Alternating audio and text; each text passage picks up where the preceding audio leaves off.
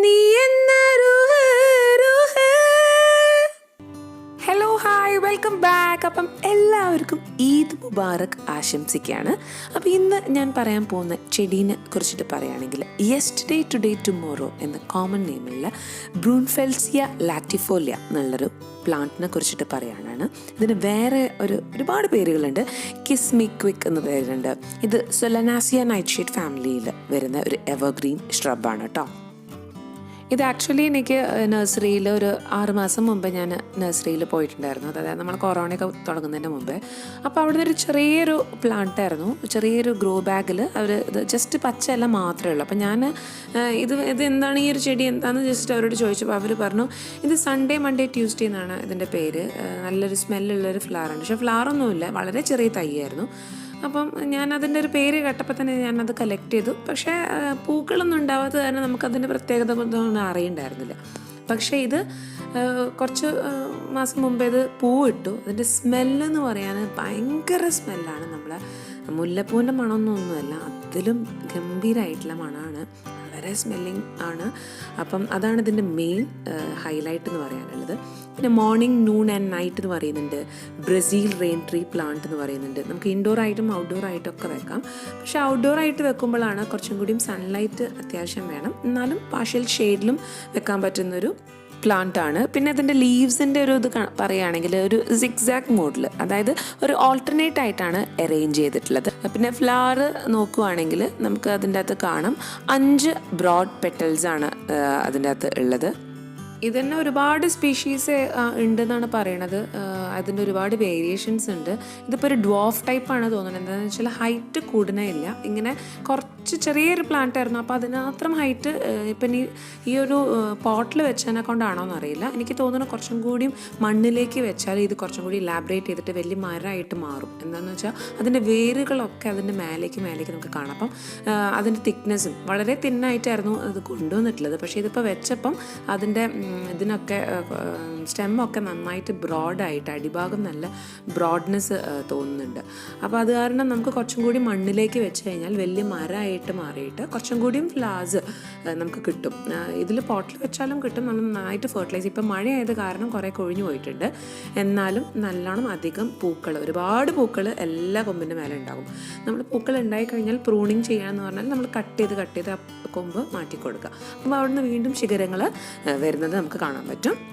പിന്നെ ഇതിൻ്റെ കളർ നിങ്ങൾ ശ്രദ്ധിച്ചോ? ഒരു ഫസ്റ്റത്തെ ഡേ, ദാറ്റ് ഈസ് യെസ്റ്റർഡേ. ഇതിൻ്റെ പേര് വരാൻ കാരണം അതാണ്. യെസ്റ്റർഡേ എന്ന് പറയുന്നത് ഒരു പർപ്പിൾ ഷെയ്ഡിലാണ് ഇത് വരുന്നത്.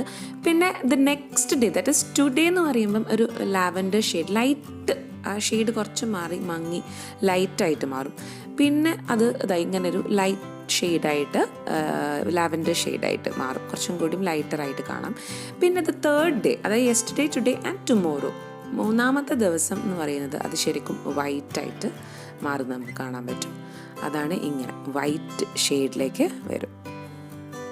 അതിനെക്കൊണ്ടാണ് ഇതിന് പല പല പേരുകളായിട്ട് അറിയപ്പെടുന്നത്. അതായത് ഇങ്ങനെ ഫേഡായി പോകുമ്പം തന്നെ ശരിക്കും നമുക്കൊരു ചെടീൻ്റെ മേലെ തന്നെ ഇങ്ങനെ 3 കളേഴ്സ് 3 ഷെയ്ഡിൽ വരിക എന്ന് പറഞ്ഞാൽ അതൊരു പ്രത്യേകത തന്നെയല്ലേ. പിന്നെ ഒരുപാട് പൂക്കൾ തരും കേട്ടോ. അപ്പോൾ ഇപ്പം നിങ്ങൾ പൂക്കളില്ലാത്തത് കാരണം നോക്കണ്ട, ഞാൻ ആ ഒരു ചെടീൻ്റെ പ്രത്യേകത ഒന്ന് നിങ്ങൾക്ക് എല്ലാവർക്കും പറഞ്ഞു തരാൻ വിചാരിച്ചിട്ട് തന്നെയാണ്. എനിക്ക് എൻ്റെ വീട്ടിലെ ആദ്യത്തെ അനുഭവമാണ് ഇങ്ങനൊരു ചെടി. ഞാൻ ആദ്യമായിട്ടാണ് ഇങ്ങനൊരു ചെടി കണ്ട് അത് ആസ്വദിക്കുന്നതും. അപ്പോൾ നിങ്ങൾ എന്തായാലും ഇങ്ങനൊരു ചെടി കാണുകയാണെങ്കിൽ എന്തായാലും കളക്ട് ചെയ്യണം. ഇപ്പോൾ നഴ്സറിയിലൊക്കെ കിട്ടുമെന്നൊന്നും അറിയില്ല, വളരെ റെയർ ആയിട്ടുള്ളൊരു ചെടി തന്നെയാണ്. പിന്നെ ഇതിൻ്റെ പ്രൊപ്പഗേഷൻ എന്ന് പറഞ്ഞാൽ നമുക്ക് പ്രൊപ്പഗേറ്റ് ചെയ്തിട്ട് ശരിക്കും ഉണ്ടാക്കാം, കട്ടിങ്സ് ഒക്കെ വഴി. അതായത് കൊമ്പ് കട്ട് ചെയ്തിട്ട് വേര് പിടിപ്പിക്കാം. പക്ഷെ അത് വളരെ പ്രയാസമാണ്. പിന്നെ അതുപോലെ സീഡ്സ് കളക്ട് ചെയ്തിട്ട് പാകിയിട്ട് ചെയ്യുന്നൊക്കെ ഉണ്ട്. പക്ഷെ അത്രയും എക്സ്പെർട്ടൈസ് ആയിട്ടുള്ള ആൾക്കാർക്കാണത് കുറച്ചുകൂടി ചെയ്യാൻ പറ്റുക. കൊമ്പിൻ്റെ കാര്യം ഞാനൊന്ന് ചെയ്ത് ട്രൈ ചെയ്തിട്ട് പിടിച്ചു കഴിഞ്ഞാൽ ഞാനൊരു ചെറിയൊരു വീഡിയോ ഏതെങ്കിലും വീഡിയോൻ്റെ കൂടെ എടുത്തിടാം കേട്ടോ. അങ്ങനെ വേര് വരുവാണെങ്കിൽ അത് വളരെ ഞാൻ ട്രൈ ചെയ്ത് നോക്കിയിട്ടില്ല. നമുക്കത് ട്രൈ ചെയ്ത് നോക്കിയിട്ട് നിങ്ങൾക്ക് ബലമുണ്ടെങ്കിൽ ഞാൻ കാണിച്ചു തരാം. എന്താണെന്ന് വെച്ചാൽ ഇത് നമ്മൾ വാങ്ങിക്കുമ്പോൾ തന്നെ അവർ അങ്ങനെ പറഞ്ഞിട്ടുണ്ട്, വളരെ അതൊരു പെട്ടെന്ന് പിടിച്ച് കിട്ടിയിട്ടൊക്കെ ഉണ്ട്. പക്ഷേ ഇങ്ങനെ ഒരു കാരണം പറയുന്നത് വളരെ റെയർ ആയിട്ടുള്ളൊരു പ്ലാന്റാണ്. അതുകൊണ്ടാണ് ഞാനത് കളക്ട് ചെയ്തതും. വെള്ളത്തിൻ്റെ കാര്യം പറയുകയാണെങ്കിൽ ഡെയിലി വെള്ളം ഒഴിച്ചെടുക്കേണ്ട കാര്യമൊന്നുമില്ല. എന്താണെന്ന് വെച്ചാൽ ഇപ്പം വെള്ളം കൂടിയിട്ടുണ്ട്. എന്ന് വെച്ചാൽ മഴയത്തായിരുന്നു ഞാൻ വെച്ചിട്ടുണ്ടായിരുന്നത്. അപ്പം മഴയിൽ വെള്ളം കൂടിയിട്ടാണ് നമുക്ക് ഇലയ്ക്കൊക്കെ ഒരു മഞ്ഞ കളർ കാണുന്നുണ്ട്. അപ്പം നമ്മളെപ്പോഴും അങ്ങനെ പാർഷ്യൽ ഷെയ്ഡിലേക്ക് വെക്കുന്ന കുറച്ചും കൂടി നല്ലതാണ്. മഴയാകുമ്പോൾ കൂടുതൽ വെള്ളത്തിൻ്റെ ആവശ്യമില്ല. അപ്പോൾ അത് കാരണം വെയിൽ എന്ന് പറഞ്ഞാൽ ഓവർ വെയിലും വേണ്ട. ഓവർ വെയിൽ എന്ന് പറഞ്ഞാൽ ആ പൂക്കളൊക്കെ പെട്ടെന്നൊന്ന് കരിഞ്ഞു പോകാൻ ചാൻസ് ഉണ്ട്, ഭയങ്കര ഹോട്ടാണെങ്കിൽ. എന്നാലും വെയിലും വേണം. അങ്ങനെ ഒരു രണ്ട് വിഭാഗത്തിൽ രണ്ടിലും എക്സിസ്റ്റ് ചെയ്യാൻ പറ്റും. ഇൻഡോർ ആയിട്ട് നമുക്ക് സെറ്റ് ചെയ്യാം. പിന്നെ ഫെർട്ടിലൈസേഷൻ്റെ കാര്യമാണ്. ഫെർട്ടിലൈസേഷൻ കൊടുക്കുമ്പം നമ്മൾ ഏകദേശം ഒരു 3-4 മാസം കൂടുമ്പം നമുക്ക് സൈഡിൽ ഇങ്ങനെ ഇളക്കി കൊടുത്തിട്ട് നമുക്ക് ഫെർട്ടിലൈസ് ചെയ്യാം. കണ്ടില്ല നിങ്ങൾക്ക്, ഞാനത് ചെയ്യുമ്പം തന്നെ നമുക്ക് വേരുകൾ കാണാൻ പറ്റും. അപ്പം നന്നായിട്ട് വേരുള്ളൊരു ചെടിയാണ്, വലിയൊരു മരമാവാൻ പറ്റുന്നൊരു ചെടിയാണ്. ബെറ്റർ നമ്മൾ ഇങ്ങനെ പോട്ടിൽ, കുറച്ചും കൂടി വലിയൊരു പോട്ടിലേക്ക്, എനിക്ക് ഈ ചെടീൻ്റെ പ്രത്യേകത അറിയാത്തത് കാരണമായിരുന്നു ഞാൻ ഇങ്ങനൊരു പോട്ടിൽ വെച്ചത്. അപ്പം നമുക്കിപ്പോൾ മനസ്സിലാക്കി വരികയാണ് ഓരോരോ കാര്യങ്ങൾ. അപ്പം അങ്ങനെ ചെയ്യുമ്പോൾ എനിക്ക് കുറച്ചും കൂടി തോന്നുന്നത് ബെറ്ററായിട്ട് ഒരു ഓപ്ഷൻ മണ്ണിലേക്ക് വെക്കുന്നതാണ് കുറച്ചും കൂടി നല്ലത് കേട്ടോ. പിന്നെ പറയാനുള്ളത്, പുതിയ ഗ്രോത്ത് വരുന്നതിൻ്റെ മുമ്പേ നമ്മളൊന്ന് ഫെർട്ടിലൈസ് ചെയ്ത് കൊടുത്തു കഴിഞ്ഞാൽ കുറച്ചും കൂടിയും നന്നായിട്ട് പൂക്കളും പുതിയ പുതിയ ബ്രാഞ്ചസും കൂടി വരും. അപ്പോൾ ഞാനിവിടെ ചെയ്യുന്നത് ഒരു ചെറിയ ചിരട്ട ചാണകവും പിന്നെ ഒരു ചെറിയൊരു കപ്പ് എല്ലുപൊടിയും കൂടിയിട്ടാണ് കൊടുക്കുന്നത്. അപ്പോൾ അത് മാത്രം മതി ശരിക്കും, വേറെ പ്രത്യേകിച്ച് ഫെർട്ടിലൈസേഷൻ്റെ ആവശ്യമില്ല, ഇതന്നെ ധാരാളമാണ്. അപ്പോൾ ജസ്റ്റ് ഒന്ന് ഇളക്കി കൊടുത്തിട്ട് വേണം നമ്മളിത് ചെയ്യാൻ.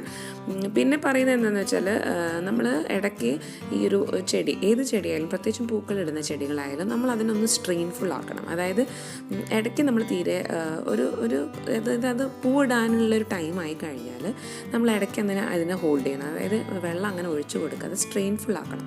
പിന്നെ കുറച്ച് കഴിഞ്ഞിട്ട് വെള്ളം ഒഴിച്ചു കൊടുക്കുകയാണെങ്കിൽ നിറച്ച് പൂക്കൾ തരും.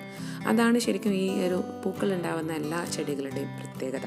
അതിപ്പം പഴങ്ങളായിക്കോട്ടെ കായ്ക്കളായിക്കോട്ടെ, നമ്മൾ ശരിക്കും ഒരു ടൈമിൽ, അതായത് അത് കായ്ക്കാൻ അല്ലെങ്കിൽ പൂവിടാനുള്ള ടൈം ആയി കഴിഞ്ഞാൽ നമ്മളൊന്ന് അത് സ്ട്രെയിൻ ചെയ്തിട്ട് വേണം പിന്നെ വെള്ളം ഒഴിച്ചു കൊടുക്കാൻ.